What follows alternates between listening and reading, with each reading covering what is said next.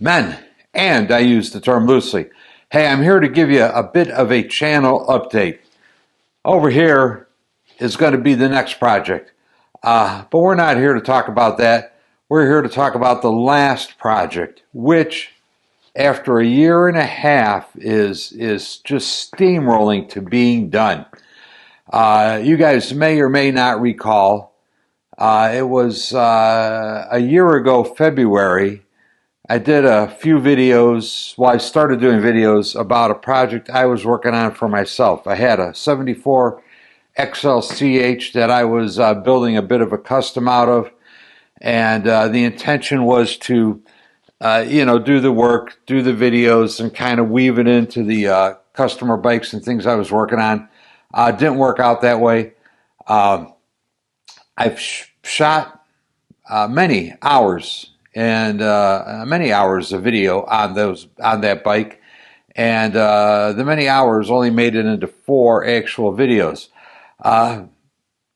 I'm kind of sort of caught up with customer work. My waiting list is getting down low, and I got some customer work coming in. But I'm taking this opportunity, and I'm going to redo the first 4 videos starting today with this video.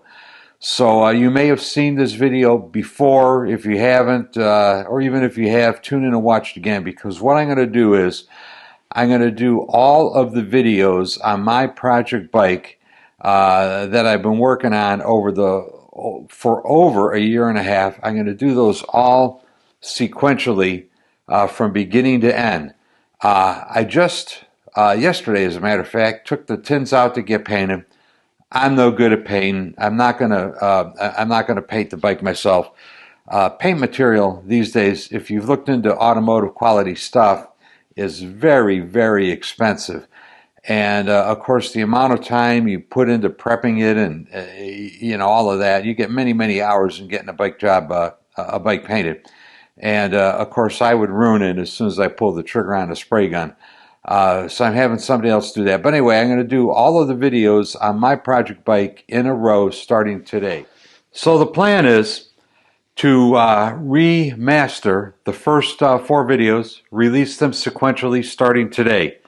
After that, I'm going to look at my material, and it looks like I've got material for maybe another 40 videos. So I got to put 40 videos together and release them sequentially from the beginning of this project to the end when I hop on it, and hopefully it starts right up on the first kick and runs perfectly. That, of course, remains to be seen. I plan on releasing them to YouTube 1 a week, as I have been doing for the last however many years. It's been several years now. But on Patreon, I'm going to release them as soon as I get them done. So there could be several a week for the Patreon viewers. If you're in a hurry and you want to see the ultimate conclusion where I hop on that bike, kickstart it, it fires up in 1 kick, and I drive away on it, join me on Patreon. I really appreciate the Patreon support. The Patreon guys, such as it's been, have been the financial backbone, not that there really is a backbone, of this channel. Their support has been consistent and steady, and I really, really appreciate it. So I'm going to try to give them the full Monty of all of these videos just as soon as I get them. And like I said, I'm going to begin working earnestly on them over the next several weeks. So hopefully I'll be putting out the whole story. Right now, the tins are out getting painted. By the time the paint job is done, fingers crossed, by the time the paint job is done, I should have all of the videos up to that point ready to go. So this bike running should be ready to view in maybe 6 weeks. That's kind of the goal. It's 90% done right now. All I got to do is wire it up, put the tins on, and that's really about it. There's a few little things here and there, but I'm looking over there because the complete bike is over there, but you can't see that yet. So please join me on Patreon, help support this channel, and get the early release on this project getting brought to the running stage. And now the first video in the series.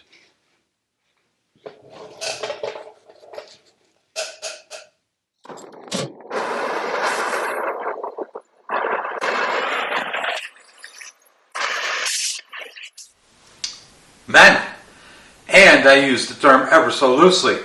Hey, the next project is behind me over here.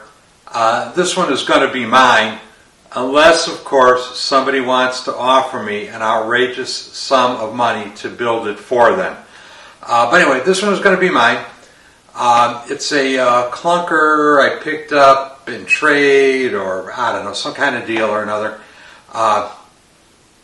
It's missing a lot of shit, but the bones are mostly there. I don't know what I'm going to do with it exactly yet. I do know a couple of things that this build is going to have. I got an aluminum alloy front wheel, brand new, never been run. I got an aluminum alloy rear wheel, brand new, never been run.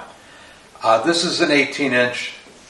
This is a 19-inch. And of course, the traditional chopper would have a 16-incher on the back. This is not going to be a conventional chopper kind of bike, although right now the stance would make it a little bit of a chopper. Acront rims, very high quality, stainless steel spokes, aluminum alloy hubs. I don't know where they came from for sure, but aluminum alloy hubs front and back. I want this to be kind of a little bit of a cross between something that looks like maybe a drag racer and a cafe racer. I had given thought to cutting the neck and raking it maybe 7 to 9 degrees, something like that, just a little bit of rake. The hardtail is going for sure. This bike is going to have shocks. The last chopper I built had a hardtail, so I don't need to build a hardtail. This hardtail, well, in terms of work today, I think about the only thing I'm going to do is take off the hardtail and loosely fit a swing arm to it. Anyway, the hardtail is going. The rear wheel is going. I'm going to give the hardtail away. I'm going to give the wheel away. And that's just the wheel, not the brake, not the disc, not the sprocket, just the wheel. But anyway, I had given thought to cutting the neck and raking it a few degrees. That'd make it more like a drag racer. That's a lot of work to go through. I'm getting to be an old man, and I am lazy. The other thing I had given half a thought to was this gas tank. I was thinking about cutting the gas tank up kind of something like this and making it the tailpiece for a cafe racer kind of bike, and welding this in the front and turning this into an oil tank that's carried above and behind the rear wheel. I was thinking about it. Don't know that I'm going to do it for sure. The other thing I had given thought to was getting maybe this tank, cutting it maybe into a third, slicing a third off of it in this direction, and using that as a gas tank. Haven't decided yet. And what I like about Sportsters, which is why I think about doing this, is I want the engine to be the only thing you notice. I want the engine front and center. I don't like shit hanging around the engine. I don't want an oil tank over here if I could avoid it. But anyway, that's kind of my goal. Is when you look at the bike, I want you to look at it and say, well, it's missing pieces. There's stuff that's supposed to be there that isn't. Anyway, that's why I'm thinking about doing this. The other thing I've been kicking around is making a wraparound oil tank for in here.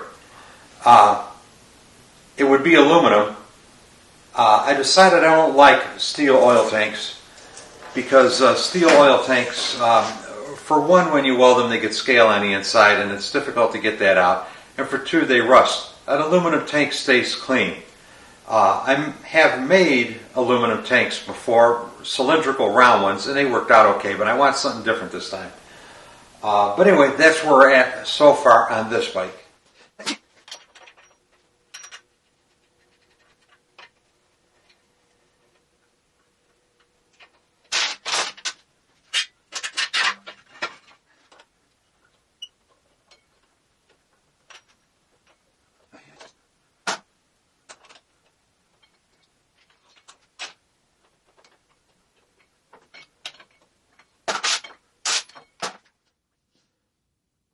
brake shoes.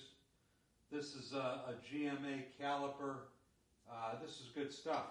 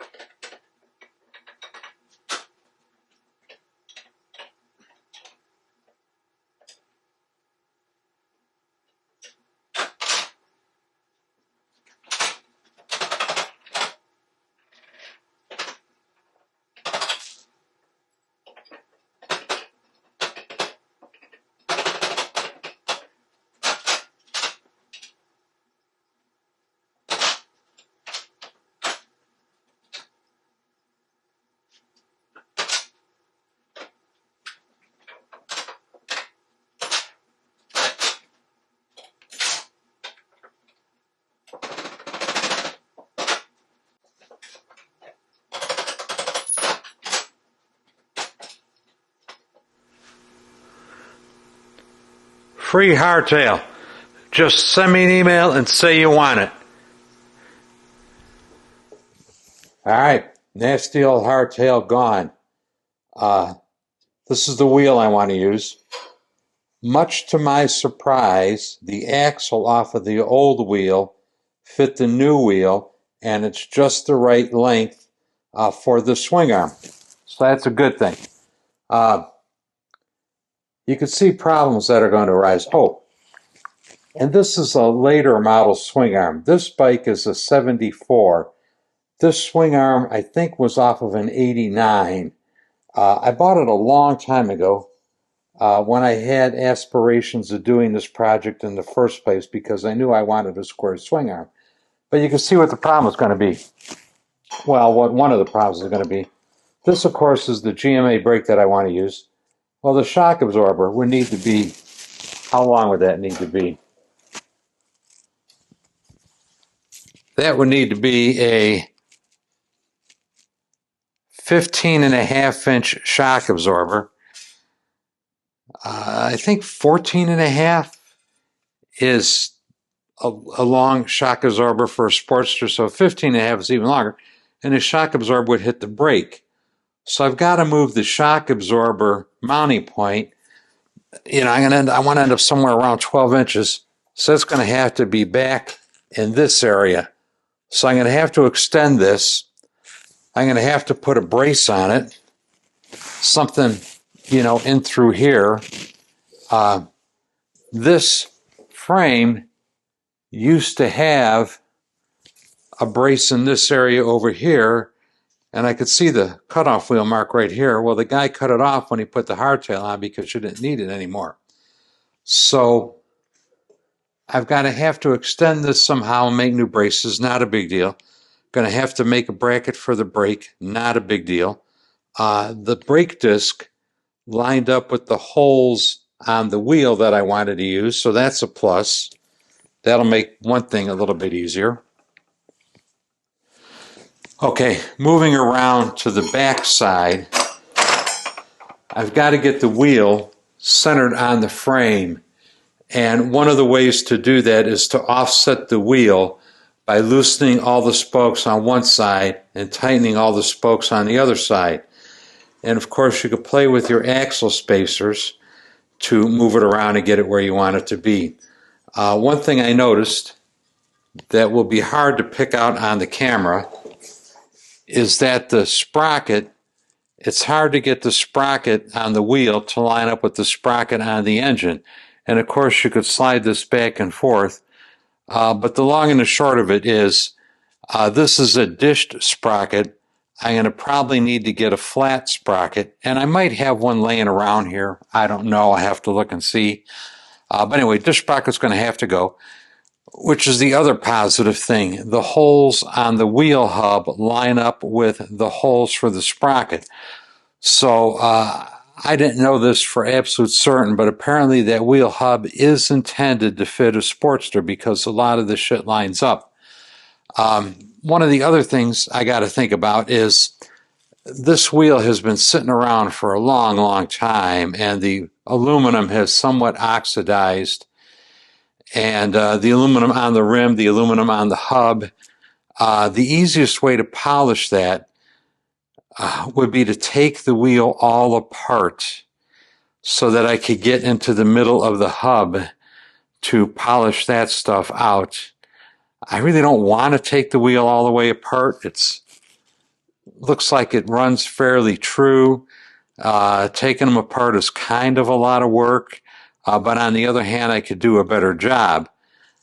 One thing I was thinking about is if I take it all the way apart, I could machine off some of the end of this hub to move the sprocket wherever I need it to be. But that'll come later with wheel fitting. In building these bikes, the last thing I think most guys worry about is the wheels. But it's got to be one of the first things I worry about because, of course, the fenders, the brake, anything else, the chains, all that has to line up and be made to fit with the wheel. And you really need to get a tire on the wheel to make sure, your fender's going to clear and the shocks are going to clear. It's less of a problem because this is a narrow wheel. More of a problem if you're using a 16x5 tire on a 3-inch rim. But nonetheless, before you could finalize the fitment of all the other shit, you got to have a tire on here so you can know exactly where the wheel is going to run. Even the longest journey begins with the first step. So this video wraps up the first step in what will be a long journey. Thank you all ever so much for watching, and tune in for the next step. I am out of here. See you later. Thanks for watching. Bye. Men, if you like this channel and this content, the single most important thing you could do to help grow this channel is to hit the subscribe button. I also have new design coffee cups and stickers available. I like the old coffee cups, but I like these new ones even more. Links are included in the description down below. And for those of you who really want to go the extra mile, you could join me on Patreon. Link is also included in the description down below. And to all of you who have watched these videos, I'd like to say thank you. Thank you very much. I really, really do appreciate it. We'll see you next time. Bye.